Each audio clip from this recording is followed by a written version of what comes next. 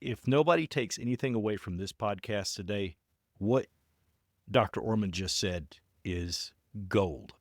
That is what will make you last longer at your career than anything else.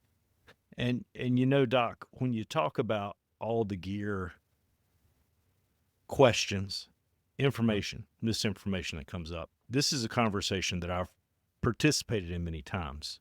A lot of departments are like, don't wear your gear if you're going on a medical call. Don't wear your gear until you have to.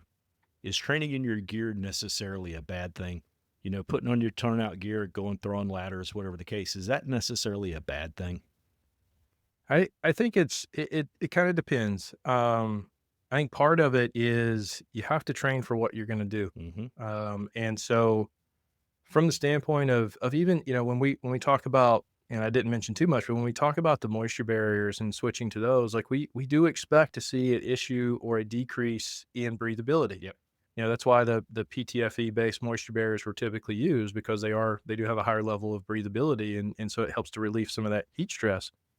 And so I think you have to train in gear in certain instances. Yep. I think being able, when you're doing the actual, structure firefighting training, things like that, you need to know how that gear feels because you also need to know what the symptoms of things like heat stress are.